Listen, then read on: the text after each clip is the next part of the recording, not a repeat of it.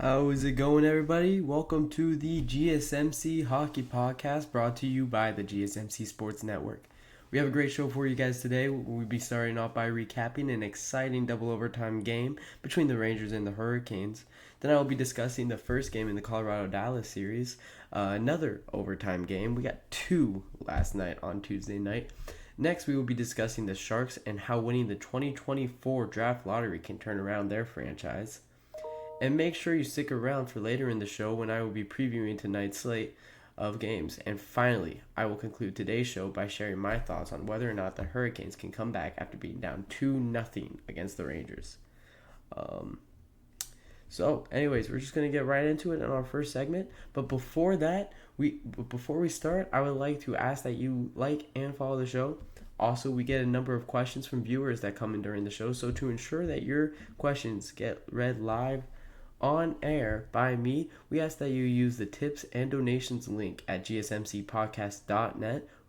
This puts your questions at the top of the list so that I can see it, and it also really helps the show. Again, the link is as you see on the screen right now, GSMCPodcast.net.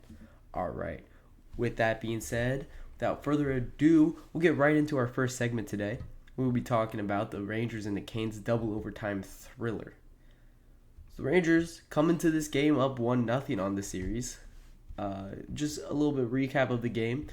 Alexis Lafreniere was the one that opened up the scoring. The former number one overall pick in 2020. He had a great game today. Him getting two. We'll talk about his other goal later, but this was a fantastic goal from him. It was a short side goal right off the left hash. Freddie Anderson did not stand a chance on this one. This was just an impressive goal by him. This is Lafreniere's first goal of the playoffs. They are really going to need to see him producing. You're going to need productions out of your top guys in the playoffs. I've said it every single episode I've done about these playoffs. You need production out of the top line, and I think you can get that. Alexis Lafreniere, former number one overall pick in 2020. You're going to need this guy to step up. You're going to need a lot of guys to step up. The Rangers have been getting these guys to step up.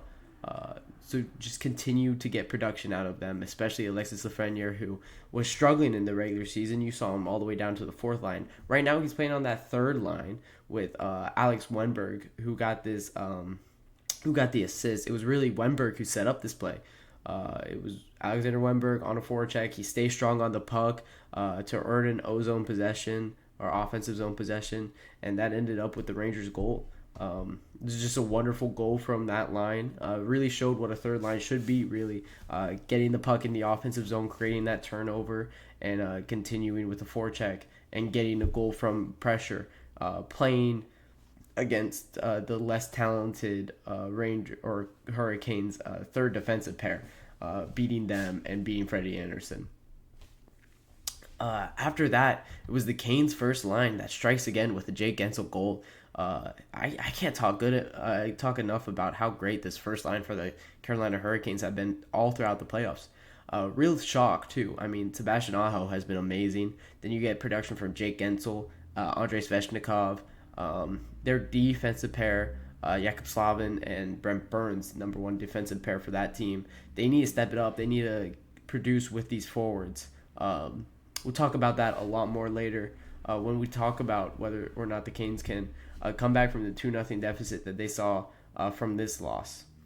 But yeah, it was Sebastian Aho who set up this play. He set up all three of the Hurricanes' goals in this game. If they could only get production from their bottom line or their depth forwards or their defensive pairs, man, this team could be really good. But Sebastian Aho setting up all three of the Hurricanes' goals. This first one, he just kind of throws the puck on net from the point here, and Jake Guentzel was able to tip it home. Redirect goal. That's kind of how you beat Igor Shesterkin. He's been that great. Kind of how you beat likes of Jeremy Swayman also. But yeah, these goaltenders have been amazing, and Igor Shesterkin has been great throughout the playoffs. So how do you beat him? Tipping it in. So that's how they've been able to get their first goal. After that, Jake Guentzel kind of into play again. The Canes earned their first lead of the series by a Dmitry Orlov goal. This is another deflected shot. I forget who threw it on net. I think it might have been Jakub Slavin who threw it on net. But Sebastian Aho was all over the play again. He sets up the defenseman to kind of throw it on net. Man, in this game, he looked like a superstar. And you're going to need Sebastian Aho to step up. 6 assists in 7 games played for him. And he's tied for the leading goal scorer in Carolina. Both teams with good opportunities throughout the early parts of the second period, neither able to capitalize on it. And then New York Rangers, they leveled the game back with a great team goal, kind of go tic-tac-toe. Lafreniere gets his second of the night. This was big for the Rangers. You have Adam Fox and Panarin with the assist on this play. That's what we're talking about, kind of your great scorers, your good goal scorers, your great defenseman, Adam Fox, former James Norris winner, getting into this goal. You have Brent Burns and Jakub Slavin, who kind of lose sights on Alexis Lafreniere. Brent Burns and Jakub Slavin, their defensive pair. That can't happen. You're losing the former number 1 overall pick who hasn't been great offensively for the Rangers kind of ever since he came into this league. And you're just going to let him get free reins on your net. This is another goal kind of not... You can't really blame Frederik Andersen for most of these goals. A lot of these Rangers players were just kind of left alone in the slot. And that cannot happen. Aho gets a hat trick of assists after this, though, with his third as he finds Jake Guentzel. Talking about Jake Guentzel again, man, that was a great acquisition for the Hurricanes at the deadline. That's proved to be instrumental for their kind of run that they're having. And Jake Guentzel kind of instrumental for the Penguins in their 2 cups in 16 and 17. He's been great. He's a known playoff performer, and that's kind of what you need in these playoffs. Jake Guentzel, all alone in the slot, kind of that was the theme of this game. Tipped goals from sticks that weren't accounted for in the slot. Players just being all alone in the slot, like Jake Guentzel, Alexis Lafreniere was on in the New York Rangers, their third goal, I believe. And Shesterkin, this is his third goal he gave up. 0 of them were his fault. You can't blame him for having a guy just all alone in the slot. The Rangers earn a power play and capitalize on it to force overtime. So this is their third goal here. Chris Kreider scores on a rebound goal. Trocheck with the initial shot sent down onto the goalie. He was all alone in the slot. There is a lot of that in this game. The Hurricanes get a chance late in the third on the penalty kill. Stalin Jarvis go cross crease. That was robbed by Shesterkin. Once again, he was great in this game. He's great in the playoffs. He's a great goaltender. One of the best goaltenders. I mean, he has a .201 save percentage, and that was increased from the 1.75 he had to end the first series against the Capitals. .201 is that's going to get it done in the playoffs. All of these goaltenders, just kind of top to bottom. You have Jeremy Swayman at a 1.42 right now. Artis Shilov's at a 1.70. Finally got his name right. You have Igor Shesterkin at 201. UC Saros, who's out of the playoffs by now, but he had a 202. Jake Ottinger, who's still in at 215. All of these goaltenders are kind of performing. And it's great to see just good defense and good goaltenders showing back up in the playoffs, because we kind of lost sight of that throughout the regular season. But anyways, Sebastian Aho had a scoring chance also kind of late. But he couldn't capitalize. But I can't emphasize how great this guy was throughout the entire game. He was amazing. He was just what you expect a superstar to be. Both teams kind of shared blows in the first overtime, but both goalies were near perfect. Freddie Andersen and Igor Shesterkin just shared robbing saves back to back throughout that first overtime period. And this was a game that kind of had you on the edge of your seat, kind of just waiting for that goal. And both goaltenders just shut the door. However, the New York Rangers, in double overtime, they're able to score on the power play. Their big three scored the goal. It was Vincent Trocheck who shovels home a rebound from Zibanejad. Artemi Panarin gave the initial pass in. And the Rangers superstars were producing. In this game especially, they were producing. You have Artemi Panarin with 3 assists. You have Alexis Lafreniere with 2 goals. You have Vincent Trocheck with a goal and an assist. You have Zibanejad, Kreider, Fox all had 1 point. when you're getting production from your superstars like that, you're gonna see wins, and you're gonna get that result. And Igor Shesterkin, I know, is loving that he's getting that production out of his players. When you, as a goaltender, when you don't feel that pressure of having a chance of letting up goals like that, or when you can let up 2 or 3 goals and still get the win, that's huge for you. Huge for your confidence and huge for the team. And the Rangers really are getting it done at all aspects of the game. And it's not all at the same time. You're getting production from Igor Shesterkin when your defense is lacking, or you're getting production from your offense when your defense is lacking and goaltending is lacking. And the Rangers have been a great team throughout this entire playoffs, sweeping the Capitals. What more can you say?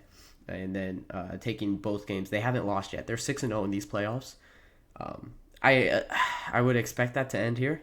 You're probably going to drop a few to the Hurricanes. They do look good, but I don't know who's beating them. I think the Hurricanes are the best team to match up against them in the NHL, and you're kind of seeing them just slap them around, just kind of impose their will on the Hurricanes. Albeit, all of these games have been very tight. Both have been 4-3 games. And you're seeing the Hurricanes have a lot of fight, especially late. And there were definitely chances for the Hurricanes to win this game. They could have won it at a number of opportunities. Sebastian Aho late in the third. You had the cross crease that didn't happen. You had a lot of opportunities throughout that first overtime period that you really expect them to capitalize on, but they weren't able to.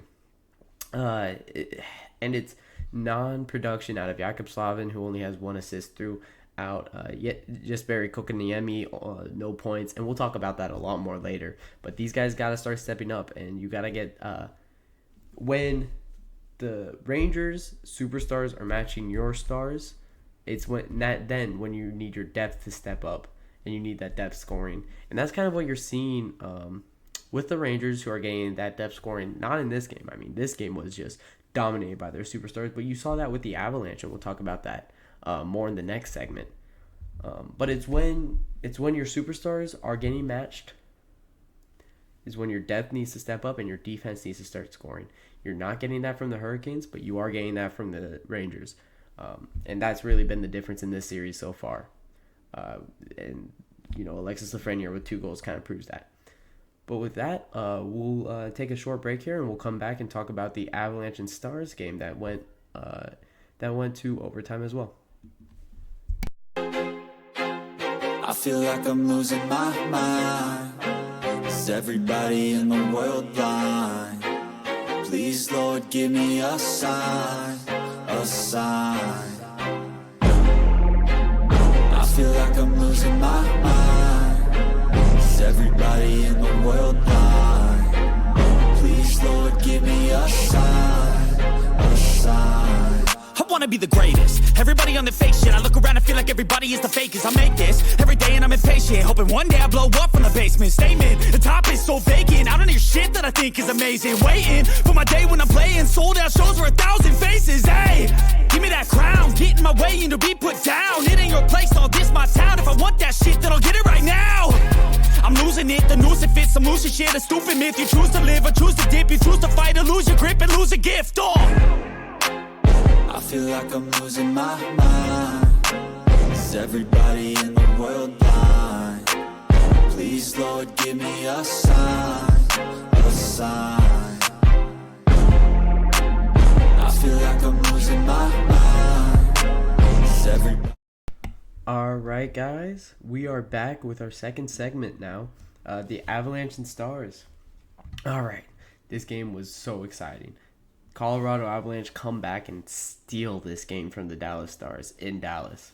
So this one is game 1. This is the first game of the series. Dallas puts 3 on the board in the first period.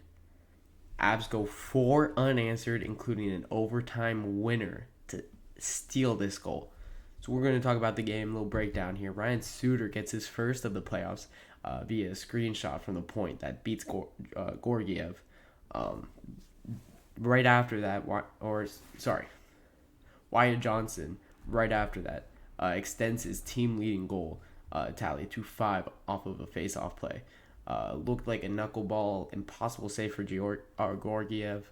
Pavelski finally gets on the board with a primary assist. It was weird. It was a weird kind of goal, right off the dot. Pavelski gets this puck, and it's kind of rolling, and it's jumping around, and it's flopping on the ice. Meets Wyatt Johnston's stick, and he's been great all year. This is his sophomore year. He's been unbelievable. And this puck's just kind of flopping around, and he just sends it in on net.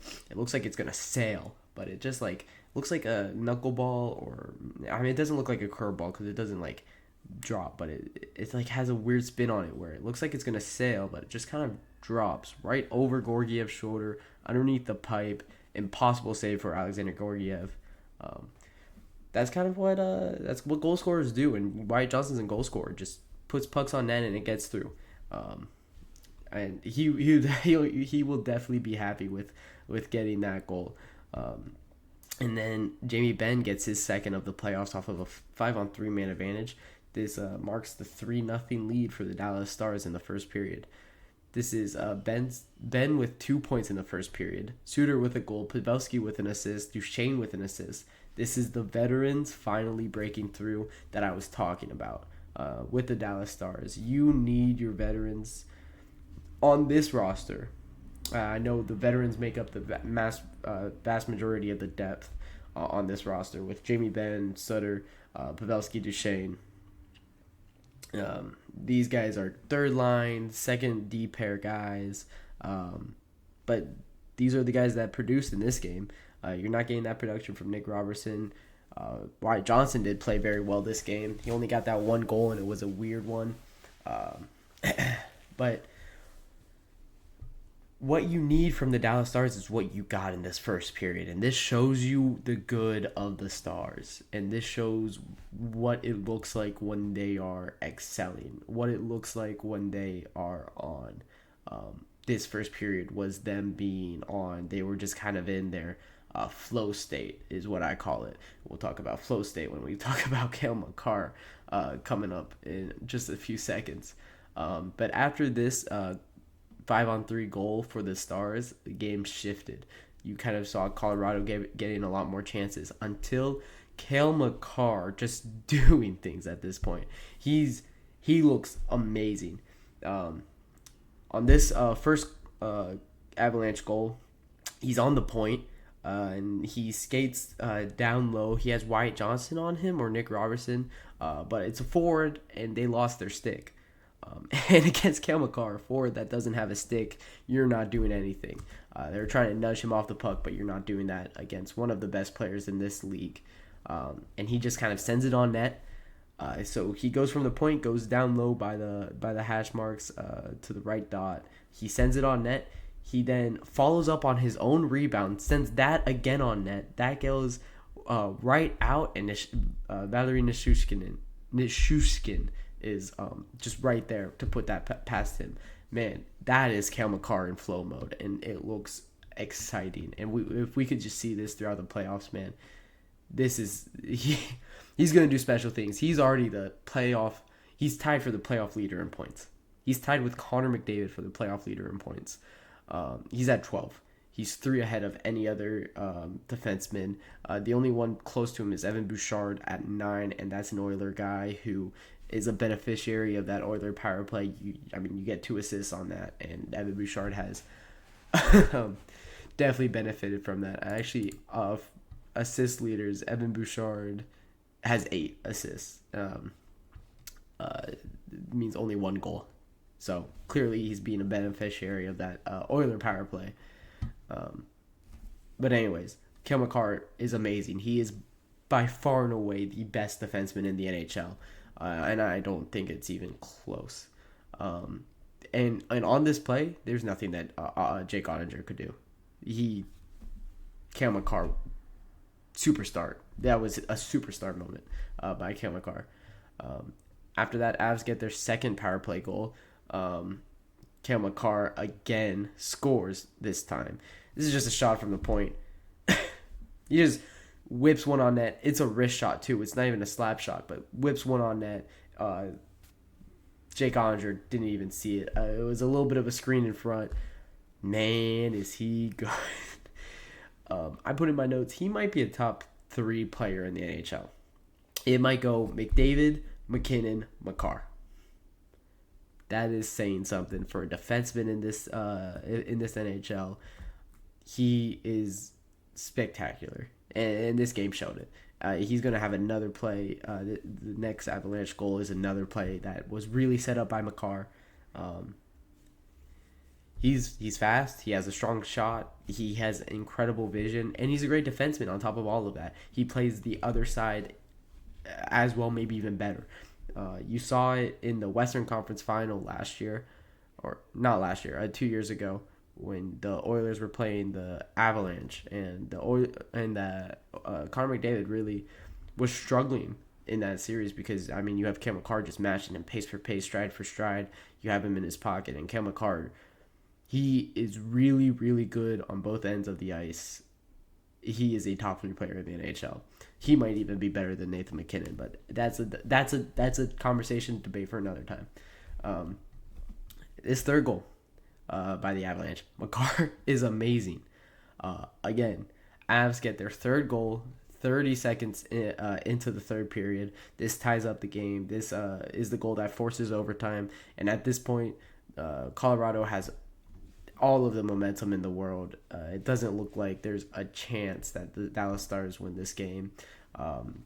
McKinnon with his third goal of the playoffs. This is his 11th point in 6 games. Makar has 12 points in 6 games. And this top line is carrying the Avs, but it's working for them. It's kind of the same with the Rangers. Their top line is also playing very, very well in these playoffs. It's really fun. These NHL playoffs are really fun because you're just seeing superstars kind of take over and continue to take over. In this goal was really Cale Makar again. He creates the play, he opens it up, and is McKinnon on the rebound, right on the goal to just send it home. After this, Georgiev gets 2 outstanding saves on Tyler Seguin in overtime. That was really the Dallas Stars' only chance. And let's talk about Tyler Seguin for a second. 0 goals on 25 shots in this playoffs. He can't beat Georgiev. I don't know what it is about Alexander Georgiev, but he really has Tyler Seguin's number. 0 goals on 25 shots. And the Avs Superstars got them to overtime, but their depth won it. Andrew Cogliano finds James Wood just sprinting through the neutral zone, and his burst of speed is able to beat the defenseman. I believe it was Ryan Suter on him, if I'm not mistaken, and then it just beat Jake Oettinger. Go backhand, forehand, tucks it home, and that's how this game ends. Is from just a very impressive and amazing individual effort from their depth pieces, and that's really good for the Colorado Avalanche to get that production out of their depth. Just my thoughts on this game was it's kind of a little bit telling for the series. The Dallas Stars needed to win this game, first and foremost. Avalanche are already favored in this series. You know, the Dallas Stars do have home ice advantage, but you just wasted it. Now the Avalanche have that home ice advantage going forward because they take this game 1. You know, a series doesn't start until a road team wins, and a road team just won. You're up 3 goals in the first period. You need to finish that game out, and you need to get that win, and they're not able to finish it out. You're getting production from the depth pieces in this game, but I mean, Nick Robertson where was he in this one? This Stars team is good. The Stars team won the West. The Stars team just beat the reigning Stanley Cup champion. And they already might be counted out of this series just from this first game. Because how deflating is that? Dropping game 1 when you go up 3-0, that's just killer. you try going into that locker room. I bet you could cut that with a paper. Cut the tension with a paper. It's bad. It's not good. It's not great for the Stars. I kind of think that you could pencil the Avs in into the second round kind of already from this first game. Dropping a 3-0 lead really hurts a team. It really deflates you. And the Avalanche look great, and Cale Makar looks great, and Nathan MacKinnon looks great, and all of these guys on the Colorado Avalanche are producing, and they aren't going to stop. I mean, this is what Cale Makar is. This is what we've always known Nathan MacKinnon to be. Cale Makar getting 2 points per game in these playoffs is amazing for him. But yeah, I just believe that the Avalanche look like they're on a different planet from probably anybody else in the West, I might say. We get to see the Canucks and Oilers game start tonight, Wednesday night. So we'll see if one of those teams can kind of match up with them. But we'll talk about that a little bit later. For now, we'll take our second break of the evening, and when I come back, we will be talking about some teams on the bottom end of the standings.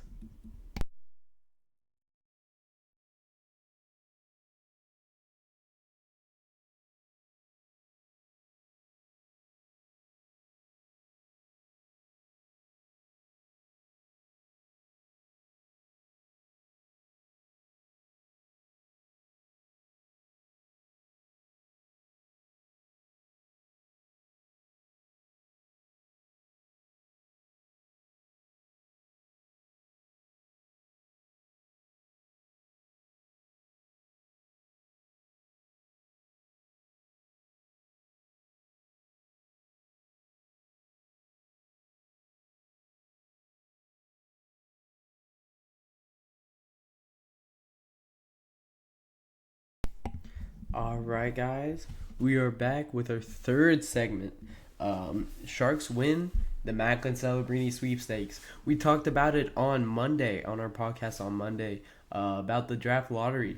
And I gave you my top 5 teams to come home with Maclin Celebrini. And the San Jose Sharks was not one of the 5. This draft lottery was kind of uneventful. Nobody really moved at all. Top 4 kind of stick, or top 5 stick. I don't think anybody moved up or down at all. If I'm wrong, I'll probably look back and see if I am. But if there was a move, it was very minimal. It looked to me like the order was the exact same. But anyways, the Sharks take home Maclin Celebrini from Tuesday's draft lottery. Of course, he isn't drafted yet. That draft is actually in June, but he is by far and away the number 1 overall player in the country, number 1 overall prospect in the country. He played amazing at Boston University this year, and for the Sharks, this is great for them. The question now is, can he really turn around this franchise? And I don't think himself can, like we're kind of seeing Connor Bedard do in Chicago. I don't think he's that level of talent. I think he's more on the plane of kind of that Owen Power, I guess, is what I would... of course, Owen Power is a defenseman, but kind of that level of production that you're going to expect, kind of that Rasmus Dahlin, Nico Hischier type first overall pick. I mean, this is a weaker draft, so I mean, it's not going to be that Connor McDavid type. It's not going to be that Connor Bedard type. It's going to be one of those a little bit lower of a tier, but I think he is going to produce better than we've seen Lafreniere produce, better than we saw maybe Nail Yakupov produce. I don't see him being a bust in the NHL. He was the best player in college hockey last year at 17 years old. And that's enough to start a rebuild for a team. And I think they really need it. The San Jose Sharks don't have a lot going on. They drafted Will Smith last year with the 4th overall pick. And they have William Eklund, who is the only young player on their team. And he really shined. He was great last year. And they're going to need him to be great. Celebrini has San Jose ties. He really likes the area. He's from San Jose. I think he grew up there. I believe he grew up there for a little bit of his childhood. He has family there. But just a little look at the Sharks. If I had to sum them up with one word, it would be garbage. But they have a chance to turn this ship around. They have 4 picks in the first 2 rounds of this draft. They have Pittsburgh's pick in the first round, and they have 2 second-round picks. They will be a bottom team for many years, probably. I mean, you have guys like Mark Edward Vlasic, who you're getting production from, but he's 38. You have Mike Hoffman, who's 34. You were getting production from this last year. Mackenzie Blackwood is your goalie. It's not good from top to bottom. This San Jose Sharks team needs a full rebuild, and that's why they ended they ended dead last in the NHL for a reason. And this is the reason. They don't have a lot going on besides Will Smith, and Will Smith didn't impress all too much at Boston College last year. So the question for Maclin Celebrini is, will he go back to college? Kind of what Will Smith did. Take your draft plus 1 year, draft plus 1 year, and go back to college. I think it's a good idea for him. I don't think you want to play on the San Jose team. It kind of worked for Connor Bedard. I mean, you had a bad Blackhawks team last year. But it kind of worked for Connor Bedard because he was producing on an individual level. And the reason why it kind of worked for Connor Bedard is because he had talent around him still. You have Kevin Korchinski on your D line. You have your blue line. You have Taylor Hall, Nick Foligno playing on the same team as you. Albeit Taylor Hall was out for the majority of this season. But that happened a little bit later. So you kind of start with a good team around him and a good line at least. So when he's on the ice, you're producing still. And you kind of saw that with Connor Bedard. The Sharks have $38 million in cap space. So can they do that? I believe that they could kind of follow in that footsteps, kind of follow up that path that you had the Chicago Blackhawks lay out for you. $38 million will get you a lot of good pieces. Free agents will probably be around $7 million this year for good, like, top 6 forwards. I can't think off the top of my head who is in free agency. We will definitely do a breakdown of free agency when it becomes that time. It's kind of a little bit hard to predict free agents in hockey because a lot of people resign. But then you have, like, the guys that were traded at the deadline that probably don't resign, but they could. It's really hard to predict free agency in hockey. You have that re-sign period right after the draft and before free agency starts. That's when we'll see a lot of the names come out, and that's when we'll probably talk more on that. But moving on with the draft lottery, the Blackhawks got the number 2 overall pick. Looking at the draft, looking at mock drafts, I would say that they're kind of primed to take a defenseman to pair up with young Kevin Korchinski, who had a good 19-year-old season in the NHL. At 2, you're looking at Artem Leshinov from Michigan State or Silyev out of Russia. Those would probably be the names that you're looking most at number 2. And then you have the Ducks, who have the 3rd overall pick in this draft. I think that they could probably take another defenseman. You could probably take the defenseman that the Blackhawks don't take, either Levshinov or Silyev, whoever's available. Or for the Ducks, they have a lot of forwards, right? Mason McTavish, Trevor Zegras. I'm blanking on a great forward right now. But you have great forwards. So I don't think that they go Ivan Demidov, that another Russian forward. So I think that they do go defenseman. I do think that they take who's still on the board after the Blackhawks go. And then the Blue Jackets at 4, I would say that they probably take best defenseman available. The Blue Jackets probably got the worst pick, the number 4. They probably need defensemen. You look at their roster, and they have a lot of great forwards, young forwards, that could develop into good top 6 players. And then you have depth defensemen like David Jiricek, Vincent Mateychuk, who are very young. Both of those guys were drafted in 2022. So adding another defenseman could be good for them because you don't really want to go forward here. But really, the skaters aren't the problem in Columbus. It's been the goaltender for many years. So we'll see what they do with that. I could see them trading this pick as well. And my next question is kind of, will we see one of these top teams trade one of these players? It's going to be interesting to see when it gets down to it. There's a lot of teams that I could see probably selling at this deadline, during this draft. You have teams like the Devils, who missed the playoffs kind of unexpectedly. They were supposed to contend in the Metro. You have the Minnesota Wild, who missed the playoffs. They look like they don't really have a direction right now. And maybe even the Ottawa Senators, who you would think that their team is good enough. A lot of people probably had them third in the Atlantic, maybe even above the Bruins this year. But it didn't come to fruition. It wasn't really meant to be for the Senators. So it's a very interesting draft cycle this year, because you have a below average draft pool, but you have a lot of teams that don't really have a direction and kind of have to sell out one way. So it will be very interesting to see which way those teams will go. But we will do a full first round mock draft after the playoffs. And I'm very excited for that. Prospects are one of my favorite things to talk about, of course. And with that, we're going to take a little break after this third segment, going into our fourth segment, which we will be previewing Wednesday night slate.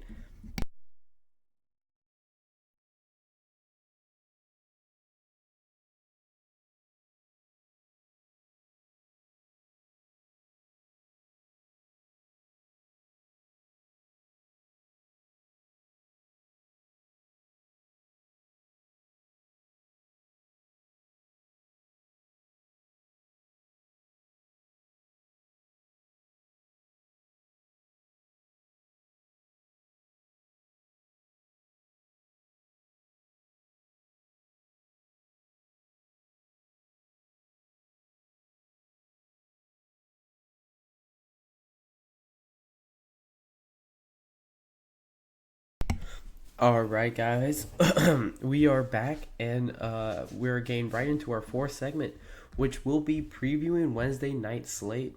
We have two good games tonight, going into the Bruins-Panthers game 2. From game 1 on Monday, the Bruins took that one 5-1. The Panthers kind of need to figure out how to beat Swayman. Only gained 1 goal on them. They give up 5, but only scoring 1 goal is still a problem as well. And Jeremy Swayman is absolutely standing on his head. 142 goals against average so far through this playoffs. That's number 2 just to Joe Wall, who is out of the playoffs. So the best remaining goaltender in the playoffs has been Jeremy Swayman. Second is probably Igor Shesterkin or Shilovs.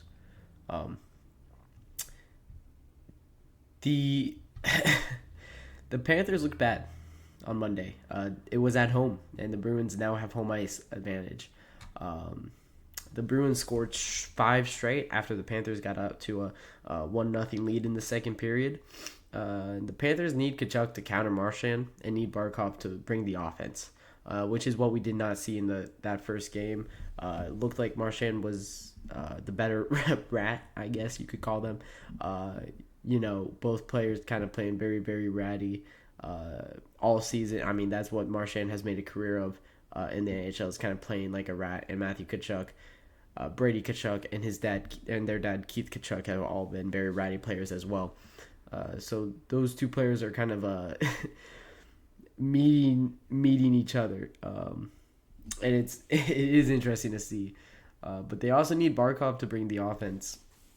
The Panthers do. This is a former top 5 pick. This is a guy that's been amazing offensively. Aaron Ekblad also kind of nowhere to be found so far. He played bad. He got destroyed in this game 1. They were kind of running all over him. It's a former number 1 overall pick in 2013. He needs to play better. And the Bruins need to continue kind of leaning on Swayman. He must start the rest of the way. Sorry, Linus Ullmark. But Jeremy Swayman has stood on his head throughout these playoffs. And until he gives up more than 2 goals in a game, you keep going to him, and you keep going to that well. If it keeps turning provider, you keep going to the well. A wise man once said, "You cannot go broke taking a profit." You hear, Joel Klatt in college football kind of echoing that a lot, and it's kind of the same thing here. There has to be temptation to go to Linus Ullmark and go to that well. I'll use the analogy that makes me think of this initially. You can't go broke taking a profit is Michigan last year on their national championship run. Michigan, they have J.J. McCarthy. You have a great guy that can throw the ball very well. One of the best passers of the ball. I mean, you see that with where he got drafted. Top 10 or he went 11th to the Vikings, I believe. You have a great guy that can pass, and you have good wide receivers. You have Roman Wilson. But your run game is amazing. Your run game is the best in college football. And you saw that in that Penn State game. J.J. McCarthy only needed to throw the ball 8 times. You cannot go broke taking a profit. When you have something going well, you keep going to that well. And Jeremy Swayman is that well right now.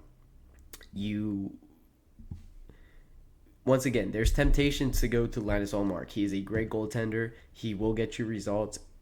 And he's sitting on the bench, and he's kind of giving you those puppy dog eyes. Like, coach, I'm here. Don't forget about me. But you got to keep going to the guy that has proved in these playoffs that he is one of the best goaltender. And it's tough because these guys are buddies, and I know Jeremy Swayman kind of wants Linus Ullmark to get his flowers. But he's playing out of his mind right now. But is this game a must-win game for the Panthers? These teams, this game could lead the Panthers down to a 2-0 series deficit.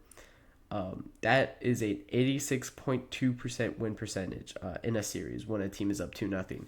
Let alone, I believe it's around 91.5 when it is the road team that goes up 2-0 on the series.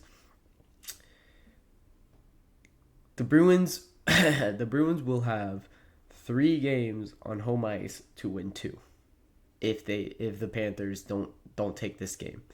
This is an absolute must win.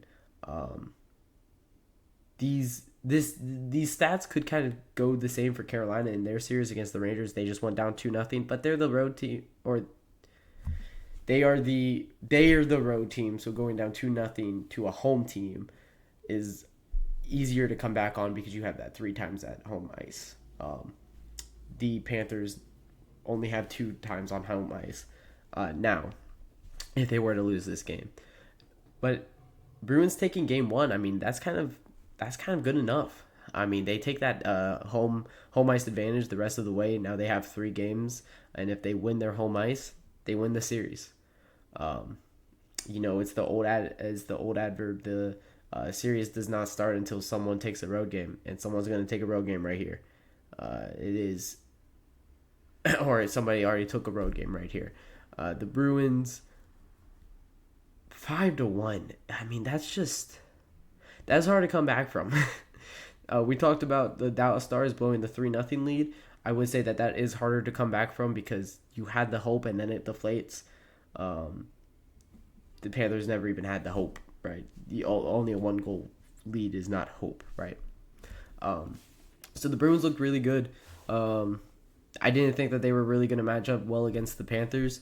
Actually, let's look back up in my notes. What did I predict this series to be? I believe it was the Panthers in 7. It was my predictions. I had my notes. So I did say it would be a very close series going the rest of this way. And it has been a very close and very exciting series.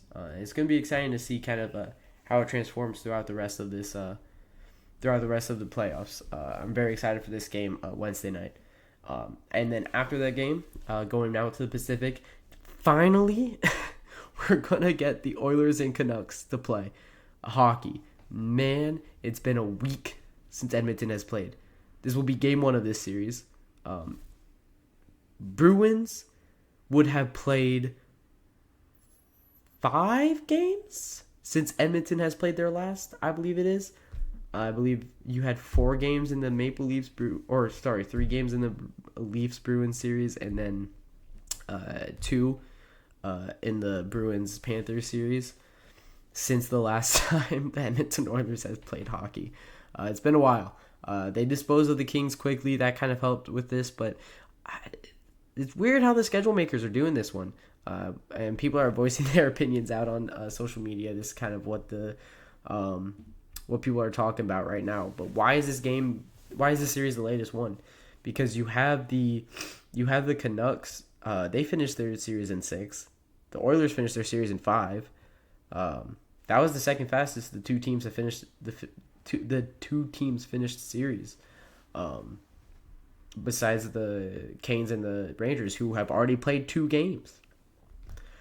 But that be aside, both teams are rested. It is both teams, so you're not going to have to worry about one team shaking off rust like you kind of did in the Panthers Bruins series. The Panthers kind of used the excuse of, well, I mean, we had good week of practice, but we haven't played and the Bruins kind of had that game speed from the Maple Leaf series going 7.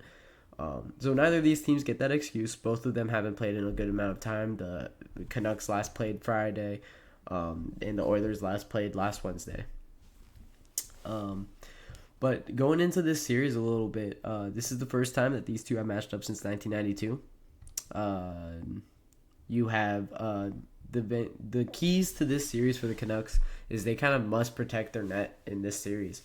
The Oilers have kind of made a living just crashing the net. And then the Vancouver Canucks D-men must be able to clear the crease in this series. Must be able to get Zach Hyman especially out of the crease.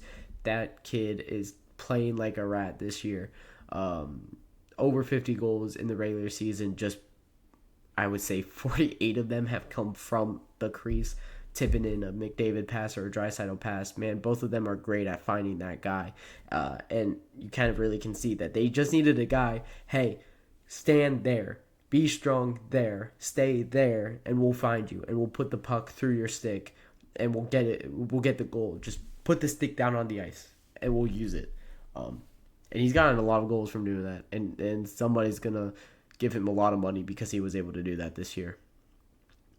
And McDavid had a very good quote. I'm gonna read it to you guys. This kind of shows you really where their focus is. They do a great job of collapsing around their net. They've got big D-men that don't leave the net. We got guys who can score from the outside as well, so we can shoot.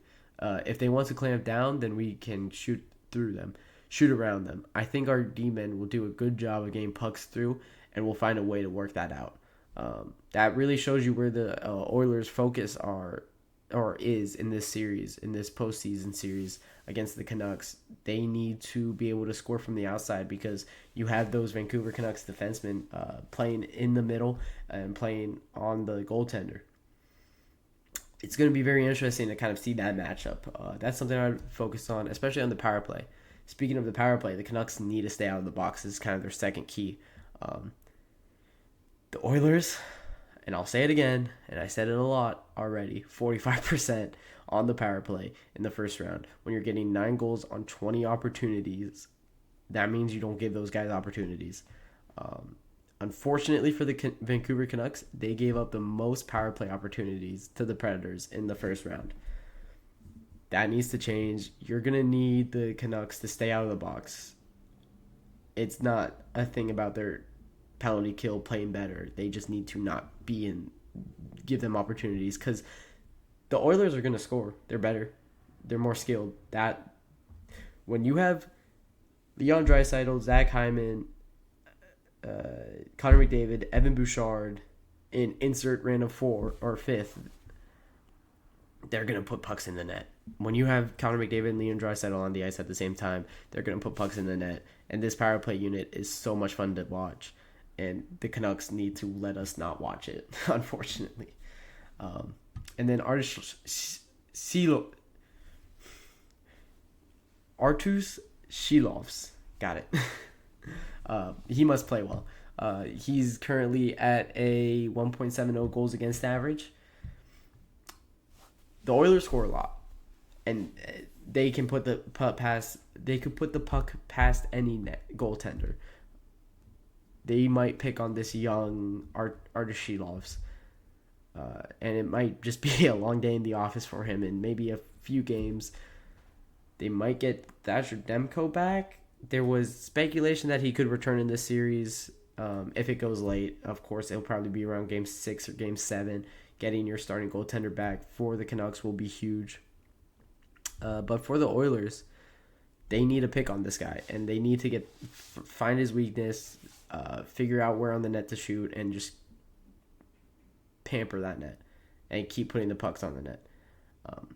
For the Oilers, I think that they now have the heavy advantage in this series. They did a lot of research on this Canucks team. With that being said, I think the Vancouver Canucks can match up very well against them if they can get production from their depth. And that's kind of what they're going to need as well. The Vancouver Canucks is going to need your depth to score. With that being said, that'll do it for our fourth segment. Stick around for our fifth segment. We'll be talking about, can the Carolina Hurricanes overcome a 2-0 series deficit?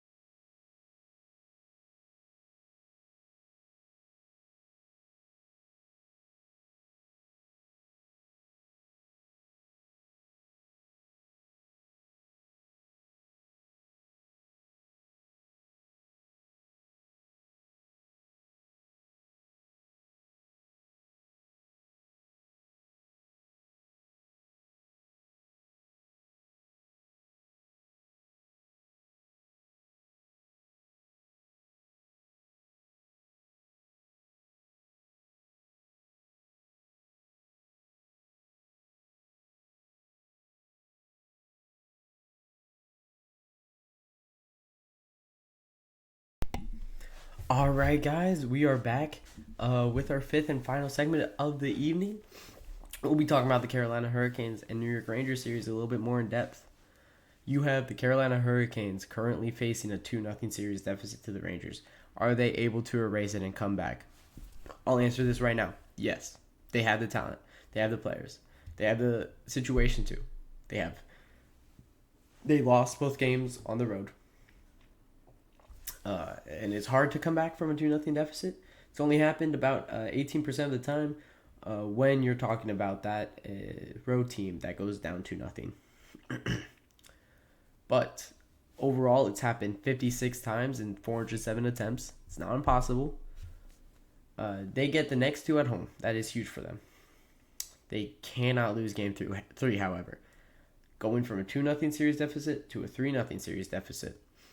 That has only happened 4 times in 209 attempts as a team come back from 3-0. It doesn't happen across all sports. I don't think it's ever happened in basketball. I'm pretty sure I saw that stat when who was it that got swept in the first round? Whoever the Minnesota Timberwolves were playing got swept in the first round, and I saw that stat. I don't think it's ever happened in basketball. It doesn't happen in baseball because the only 7-game series are the CS and the World Series, and it's very rare that you see a team go down 3-0 in either of those, let alone it coming back. However, they are playing the Rangers in this series, so it's a lot more difficult to come back from this 2-0 deficit. You know, I said that, yes, definitively that they could, right? You wasted a Sebastian Aho masterclass in Game 2. He played lights out. He was all over the puck. He couldn't get the puck past Igor Shesterkin, but it's very hard to do that by your lonesome. He was able to do that with help, right? You have Sebastian Aho playing very well. So Seth Jarvis needs to pick it up in this series. He has not been present. He doesn't have a point yet in the first 2 games. He played horrendously in Game 2. He is very young, it's kind of showing. He's 21 years old, Seth Jarvis, but he was their leading scorer in that second round, in that first round series. he needs to be better, and he really needs to get. You really need to get production out of him. You need better shooting from the point. Getting Burns involved would be huge. We talked about it a little bit earlier in our first segment. Brent Burns, Jakub Slavin, getting that production will be astronomical. I can't emphasize that enough. They need to get these guys involved. You need these guys to be able to put the pucks on the net, and you're gonna need them to get through screens. And you need to play better defense. How many times in game 2 were guys just wide open in the slot? It was horrible. I mean, I think all of the Rangers' goals, besides the Lafreniere first goal, came from guys just being open in the slot, putting rebounds in, just shoveling home easy shots. And Freddie Anderson is struggling because of that. The first 2 games were very close games. You have the Rangers winning both games 4-3. Both of them were at home. The second one was in overtime. So you have a lot of hope with that. You're going to need to start winning those close ones, though. Anderson needs to hold the Rangers. It's hard to win when you need to score 4 goals. And in Game 1's case, you need to score 5. Game 2, of course, it was overtime. So if they got that 4th goal, they were winning that game. But you giving up 4 goals in the first 2 games is not good. Freddie Anderson, his goals against average has not been impressive in this playoffs. He's right now 12th in the playoffs at a .258 out of the 22 goaltenders that have played. Very middle of the pack. You're really, really going to need production out of him. He's being outplayed in this series. Of course, it's Ira Shesterkin on the other side, on the other end of the crease or other end of the ice, and you're expecting to get outplayed, but you need to be able to help out your forwards a lot, and he's not able to do that. Once again, though, there are way too many Rangers with wide open slots, or too many Rangers skaters with open looks in the slot. That's on their defense. You need to clear that out. We're kind of talking about that with the Vancouver Canucks and Edmonton Oilers. It's a key for the Vancouver Canucks to clear out that slot. Clear out the middle of the ice. Don't let the forwards beat your goaltender when your goaltender doesn't even have a chance to see the puck. That's what you're going to need to do if you're the Hurricanes. And I think at home they're going to get this done. I do see them taking both games at home. It's just a matter of you're going to need to win a road game. We said it twice already in this episode, and I'll say it again. Series does not start until somebody wins a home game or somebody wins a road game. The Hurricanes are going to need to do that. On home ice, they're 27-10-4 this season. That's the 4th best home ice record, only behind the Canucks, the Oilers, and the number 1 team on home ice, the New York Rangers, who you're playing right now and just lost both games on home on the road too. So the odds are stacked against you for sure for the Carolina Hurricanes, but they're able to erase this 2-0 deficit. They're a really good squad. You have a lot of players that aren't coming together right now. You have Kokoniemi with 0 points in 7 games. You have Jordan Stahl and Tony DeAngelo both with 1 point in 7 games. Man, that's not going to get done. You don't have Brett Pesce for the series. You don't have Jesper Foss for the series. Aho's going to need some help. He looks like a superstar. He needs somebody else to step up. You need Andrei Svechnikov to step up. Jake Gensel has looked really good in these first 2 games. He's going to need to continue to look good, and you're going to need somebody else along with that. Seth Jarvis is going to need to find his way back. He was amazing. Sebastian Aho looks like a superstar. They're going to start treating him like one. They're going to start selling out against him. That's when other guys are going to need to step up. That's when other lines are going to need to step up. You can't rely all on one guy. You have a really great forward that they're relying on right now in Sebastian Aho. But it's Freddie Anderson is not getting great looks. He's not getting great help. You have other guys that aren't stepping up right now. And for the Carolina Hurricanes, from their perspective, it is a very tall task. You're playing the President's Trophy winner. You're down 2-0 in the series. You just lost both games crushingly. Game 1 not so crushingly. You got an empty net goal, so I mean the game looked a lot closer than it was, but you also had a chance to tie that game up at the end there. In this game, you had 5 different chances to win. You have cross crease. You have Sebastian Aho trying to shovel one. He was point blank on kind of a breakaway opportunity. You have in overtime, you have like 2 good chances, and you're not able to get it done.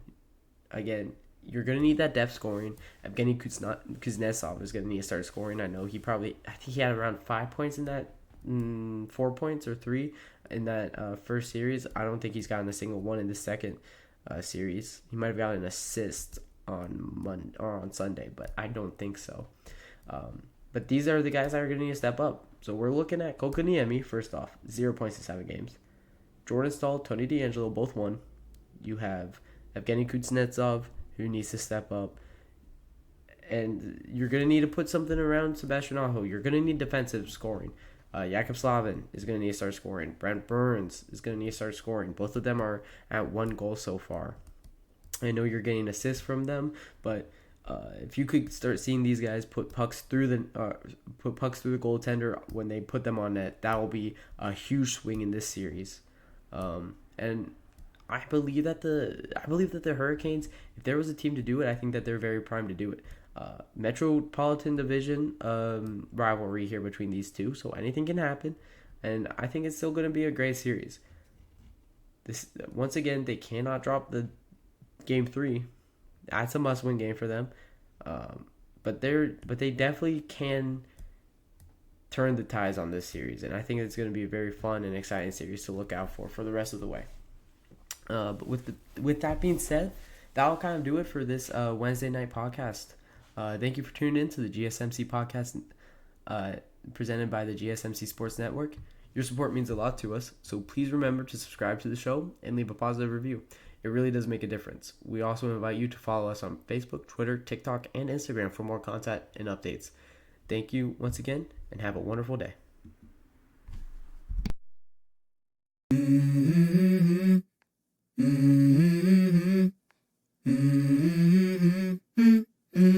Let's go.